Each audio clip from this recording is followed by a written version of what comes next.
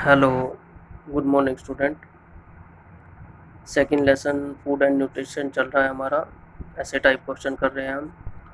1 से 9 हम कर चुके हैं। प्रश्न नंबर 10 है आज। कार्बोहाइड्रेट्स किन किन पदार्थों साधनों से मिलते हैं, इनसे होने वाले लाभों का उल्लेख कीजिए। अथवा में इसका दूसरा क्वेश्चन है, कार्बोहाइड्रेट से होने वाले लाभ तथा इनकी कमी व अधिकता से होने वाली हानियों का वर्णन करें। तो आंसर है इसका आगे। कार्बोहाइड्रेट्स का अर्थ क्या है? कार्बोहाइड्रेट्स को कार्बोज भी कहा जाता है। इनका अभिप्राय उस कार्बनिक यौगिकों के समूह से है जो 3 तत्वों कार्बन, हाइड्रोजन, ऑक्सीजन का सम्मिश्रण है।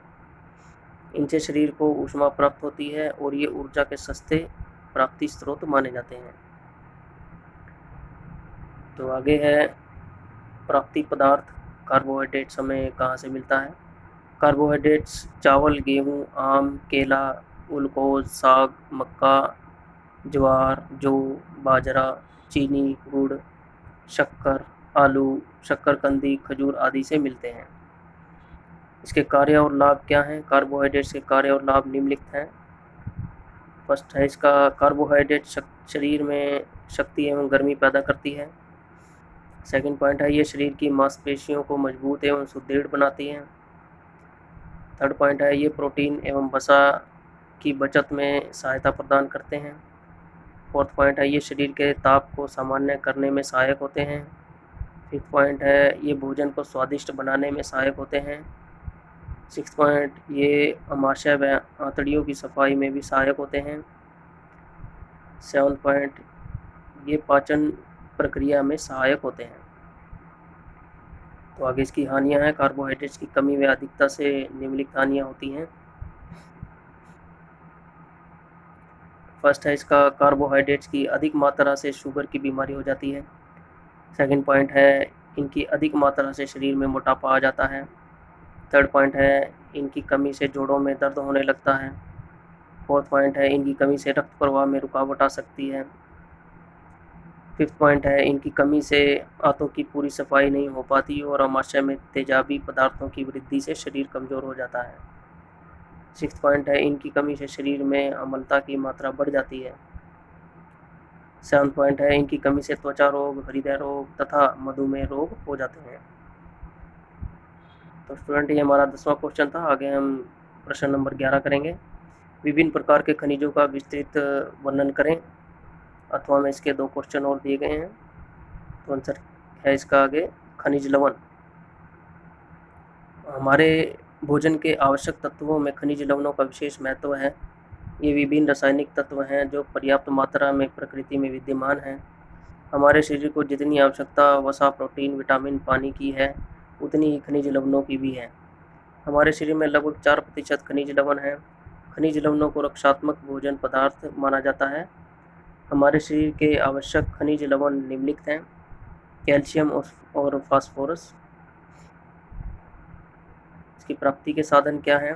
कैल्शियम और फास्फोरस दूध, दही, पनीर, मछली, अंडे, हरी सब्जियों, गेहूं का दलिया, दालों, सोयाबीन, बादाम, मूंगफली, ताजे फलों आदि से प्राप्त होते हैं।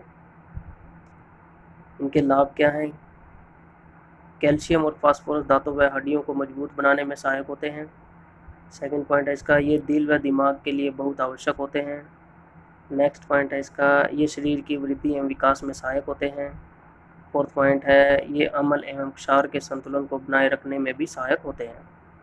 हानियाँ क्या हैं इसकी? कैल्शियम और फास्फोरस की कमी से शरीर की हड्डियाँ व दांत कमज़ोर हो जाते हैं।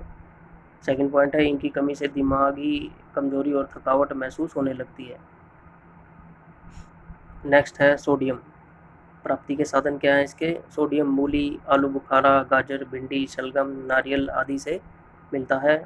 लाभ क्या है इसके? सोडियम से भोजन स्वादिष्ट बनता है। सेकंड पॉइंट है, यह भोजन पचाने में सहायक होता है और शरीर में पानी का संतुलन बनाए रखने में भी सहायक होता है। थर्ड है, यह रक्त प्रवाह में सहायक होता है। फोर्थ पॉइंट है, यह अम्ल एवं क्षार के संतुलन को बनाए रखने में भी सहायक होता है। हानियाँ क्या हैं? सोडियम की कमी से शारीरिक वृद्धि पर प्रतिकूल प्रभाव पड़ता है।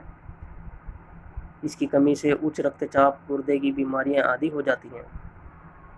नेक्स्ट है लोहा।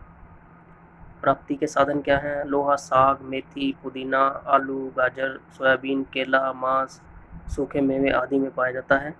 इसके लाभ क्या हैं? पहला है लोहा हमारे शरीर में रक्त के लाल रक्त अणुओं का निर्माण करता है।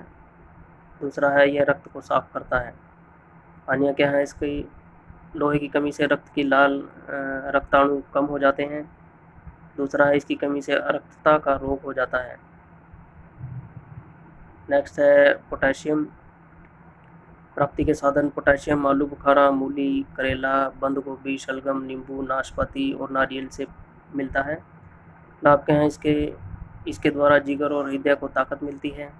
सेकंड है इससे कब्ज दूर होती है। थर्ड है इससे घाव शीघ्र ठीक हो जाते हैं। हानियाँ क्या हैं इसकी?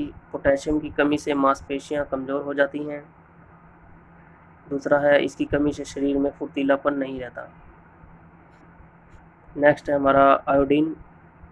प्राप्ति के साधन आयोडीन दूध, पालक, लहसुन, प्याज, टमाटर, सेब, समुद्री नमक, समुद्री मछली आदि से मिलता है। लाभ क्या हैं? आयोडीन से गले की ग्रंथियों में रस बनता है जो शरीर का भार व शक्ति बढ़ाने में आवश्यक होता है। दूसरा है यह थायराइड ग्रंथि की क्रियाशीलता के लिए बहुत आवश्यक है।